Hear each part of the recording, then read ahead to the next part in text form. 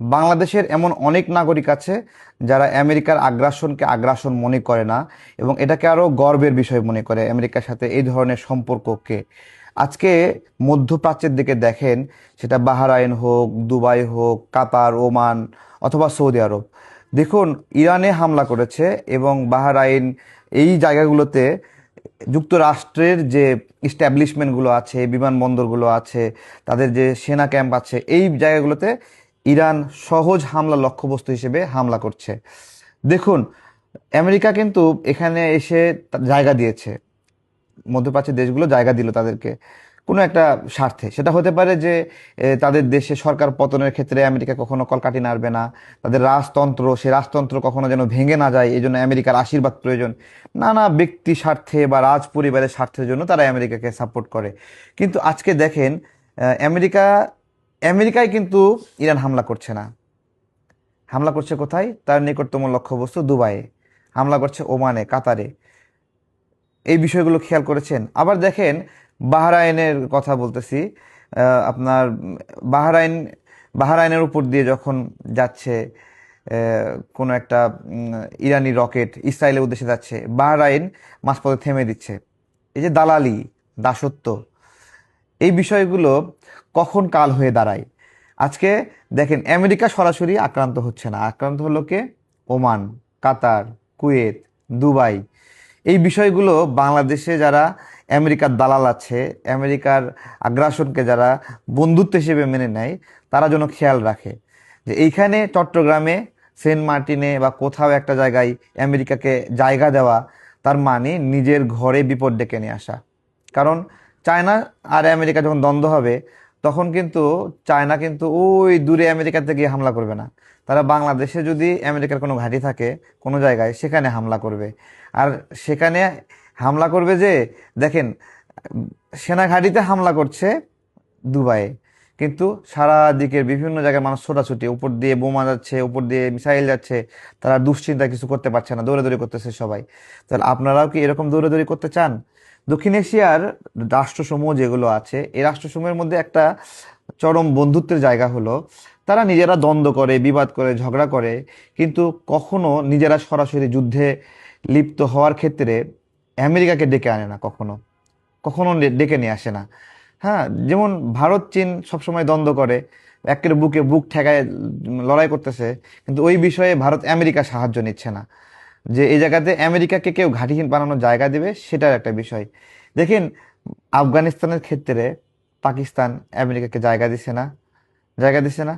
যখন আফগানিস্তান আমেরিকা যুদ্ধ হয়েছে, লড়াই হয়েছে, পাকিস্তান কিছু না কিছু তো ক্ষতিগ্রস্ত হয়েছে। এবং দেখেন, এই আফগানিস্তানকে জায়গা দেওয়াকে কেন্দ্র করে আমেরিকা এখানে আছে, এই ধরনের একটা বিষয়। দেখেন, আফগানিস্তান এবং হলো ওই পাকিস্তান এখনো কিন্তু লড়াই হচ্ছে, পাকিস্তান জায়গা দিয়েছে, এখনো কিন্তু এখনো লড়াই হচ্ছে, এই দ্বন্দ্ব। সুতরাং আমেরিকা, আমরা বাহ্যিকভাবে যেটা দেখি যে কোনো দেশকে নিয়ন্ত্রণ করতে যাচ্ছে বা এরকম এরকম, দেখুন এই যে ইরানে হামলা করলো, হামলাটা, পাল্টা হামলা কোথায় করছে? আমেরিকার সেনাঘাঁটি দুবাইয়ে। তো এখন কি করতে হবে দুবাই সরকারকে নিজের দেশকে রক্ষা করার জন্য? এখন তাদের অ্যান্টি মিসাইল প্রযুক্তি আমেরিকার কাছ থেকে কিনতে হবে, যে আকাশে যেন মিসাইল ধ্বংস হয়ে যায়। তাহলে আমেরিকার এই চালটা মধ্যপ্রাচ্যে অস্ত্র বিক্রির একটা কৌশল হতে পারে না? সুতরাং যে সকল পাগল ছাগল, আমরা যখন বলছিলাম যে বন্দর এ সকল বিদেশিদের হাতে দেওয়ার ক্ষেত্রে খুব সাবধান সতর্ক থাকতে হবে, তারা আমাদেরকে অনেক সময় না বুঝা গালিগালাজ করেছে। বাস্তবতা হলো, রাষ্ট্র সার্বভৌম থাকা খুব জরুরি। আজকে আমার দেশের দেশের প্রতিরক্ষা, আমার দেশের গোপনীয়তা কি হবে এটা যদি বিদেশিদের হাতে বন্ধ থাকে, তাহলে ওই বিদেশিরা কিন্তু সেই আধিপত্যবাদীদের হাতে তথ্যগুলো দিয়ে দিবে। আমি আমার প্রয়োজনে কখনো ইরানের হেল্প নিতে পারি, কখনো রাশিয়ার হেল্প নিতে পারি, অথবা কোনো একটা মুসলিম দেশের হেল্প নিতে পারি, অথবা মুসলিম দেশ না অন্য একটা দেশ আমার বন্ধু হিসেবে আছে, তাকে আমরা হেল্প হিসেবে নিতে পারি। কিন্তু যখন আপনি বিদেশিদের হাতে বন্ধ থাকবে, তখন আপনার দেশ, আপনি কার সাথে কি নেওয়া লেনদেন করতেছেন, কোন প্রযুক্তি আনতেছেন, হ্যাঁ, সেটা কিন্তু তারা মানবে না। আমেরিকা এবং বাংলাদেশের যে চুক্তিটা আছে, সেই চুক্তির সবচেয়ে গোপনীয়তার দিক হলো যে আমেরিকার স্বার্থ বিরোধী কোনো চুক্তি আমরা চীনের সঙ্গে করতে পারবো না। এখন আমেরিকার স্বার্থ বিরোধী চুক্তি কি কি হতে পারে? যেমন অর্থনৈতিক ক্ষেত্রে হতে পারে, সামরিক ক্ষেত্রে হতে পারে। এমন একটা অস্ত্র আছে যেটা চায়নাকে নিষিদ্ধ করে দিছে, বাংলাদেশের আমদানি আমদানি করতে পারবে না। অথবা এমন একটা জাহাজ আছে যেই জাহাজটা চায়নার কোনো সম্পর্ক থাকার কারণে নিষেধাজ্ঞার আওতায় আছে, বাংলাদেশও জাহাজ ব্যবহার করতে পারবে না। তো এই বিষয়গুলো না বুঝে অনেকে, একটা রাষ্ট্র যখন মাথা উঁচুকে দাঁড়াতে পারে তখন রাষ্ট্র অনেক কিছু করতে পারে, রাষ্ট্র অনেক প্রোগ্রেস হয়। কিন্তু রাষ্ট্র যখন কারো কাছে ধরা থাকে, হুম, তখন না রাষ্ট্র আসলে পাখা মেলে উঠতে পারে না নিজের মতো করে। আর এটাই হলো স্বাধীনতা। আজকে মধ্যপ্রাচ্যে দেখেন কিভাবে স্বাধীনতা হরণ হচ্ছে। মধ্যপ্রাচ্যের সার্বভৌমত্ব কিন্তু শেষ শেষ এক ইরানে হামলা করে পুরো মধ্যপ্রাচ্য টার্মোয়েল সিচুয়েশন হয়ে গেছে। ইরান কি করবে? ইরান তো আমেরিকা পর্যন্ত রিচ করতে পারতেছে না, ইরান তো ইসরায়েল পর্যন্ত রিচ করতে পারতেছে না। কি করতে পারতেছে? পাশেই ওখানেই দুবাই আমেরিকার সেনাঘাঁটি, সেখানে গিয়ে হামলা করতেছে। এটাই আর কি। এগুলো সার্বভৌমত্বের বিষয়গুলো, স্বাধীনতার বিষয়গুলো, এগুলো যারা বোঝে না তারা বিভিন্ন সময় ঝোঁকের মাথায় বলে। নগদ নগদ প্রাপ্তির আশায় বিদেশিদের হাতে ধর্ষিত হতে এদের কোনো সমস্যা নাই। ওই জন্য আমি বলেছিলাম যে যারা বন্দরটা বিদেশিদের হাতে দিতে চায় তারা তাদের বউটা বিদেশিদের হাতে দেখ না কেন। কারণ বাঙালি যুবকরা তো খাটো, তাই না? দেখতে কালো।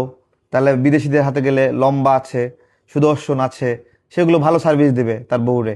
তো সেগুলো ভালো সার্ভিস বাদ দিয়ে বউ তারের মতো একটা আপনার হলো বেকাতেরা নিয়ে, খাটো একটা কাউকে নিয়ে পড়ে থাকবে কেন? তাই না?